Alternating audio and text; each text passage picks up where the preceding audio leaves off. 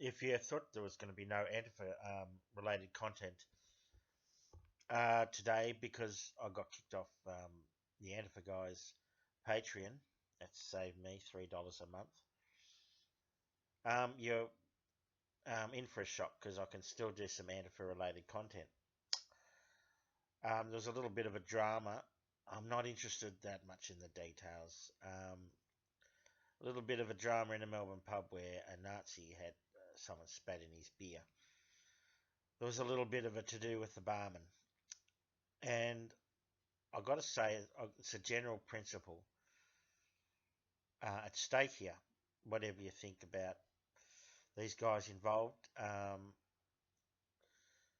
One of the first rules, probably the golden rule of being in an Australian pub, is don't cause unnecessary dramas. And if you're from the bush like me, or the provinces, the bush, if you're aware of pubs, they're pretty feral people in there. That's a fairly straightforward observation. I never went in for it myself. I'm sort of an asocial sort of person. Never my scene, I never went drinking. In there, it's just a lot of oafish and aggressive and boozed up people you just don't really want to be around. Used to use the TAB when I used to bet. And also, if there's a nice dining area, sort of a little bit away from the main bar, it can be all right if you want to bet and have just sit there and have a meal, and maybe a beer with the meal. But boozing on a Friday, Saturday night is something I never did because I don't really want to associate with anyone, really. That's sort of just how I am. That's the Asperger's. And in Australian pubs, they're feral people, mostly white, European Australians, white Australians, and very feral people. So it's a golden rule everywhere, but in particular in Australia, you don't cause unnecessary dramas. And because of the sort of people in there, and they're getting wound up beer after beer, they're getting more and more aggressive and volatile. So the barman, he shouldn't have inquired about this bloke's tattoo because you just leave it alone. Maybe you don't like neo-Nazis in your workplace, but that's life.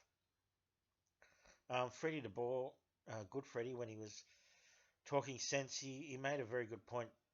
The public sphere is where you have to interact and accommodate people you don't usually interact with in your private life.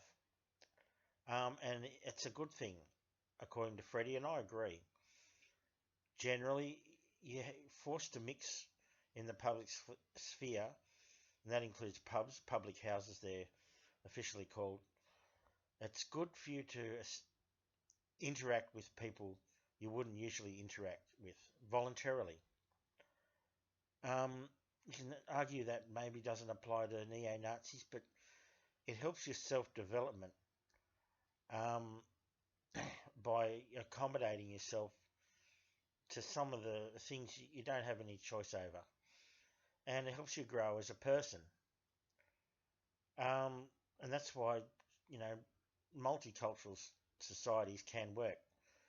Depends on the culture sometimes, but multi-ethnic societies where people can possibly get along, it's a good thing.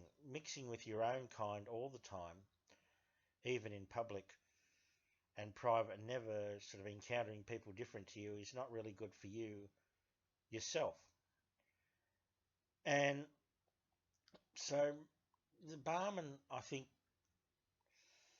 it would have taught him a little bit of self-restraint and would have been good for his character development to actually sort of accommodate people who are very different to him and have very different values and who he doesn't like very much, and they don't like him probably. So it's good, a generally good, not all the time, obviously. There's plenty of exceptions. Is this an exception? Well, it's a pub.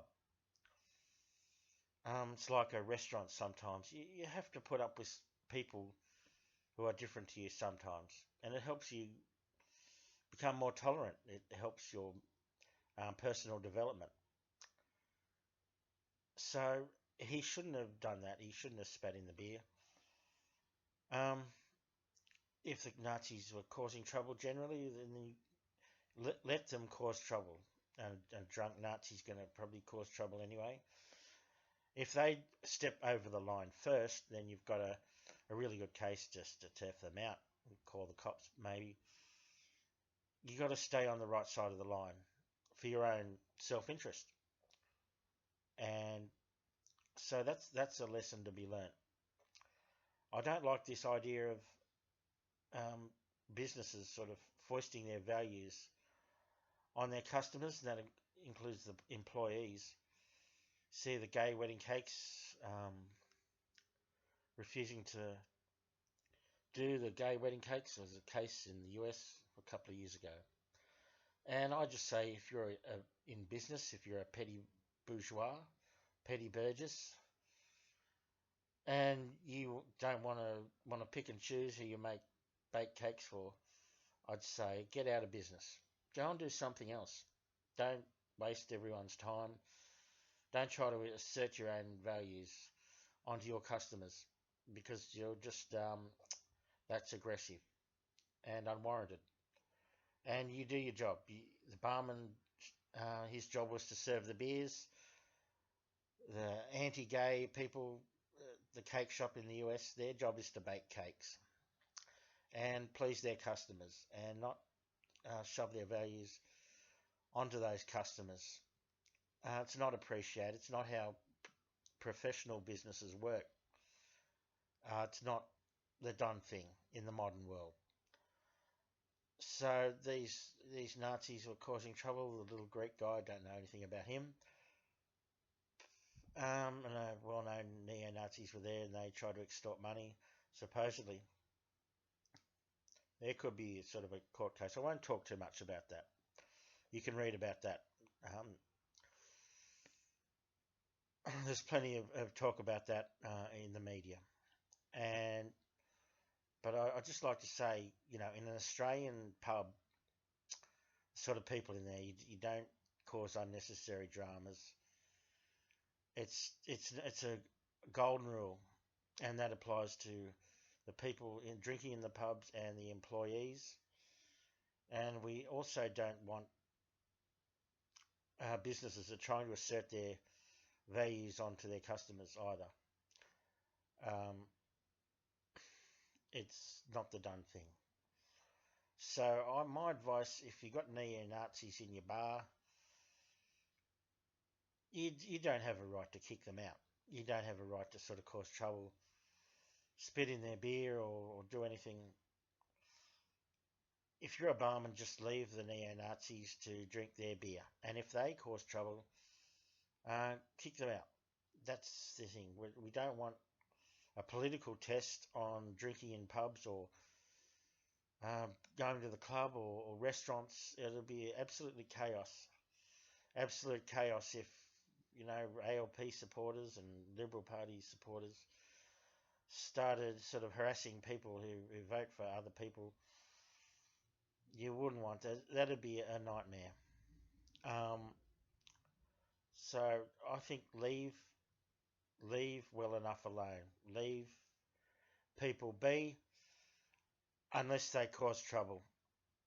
Um, just live and let live, and just tolerate a few unsavory people in your environment, because it will help you a little bit in character development too, and it's just a little bit less trouble for everyone to deal with, police and other customers.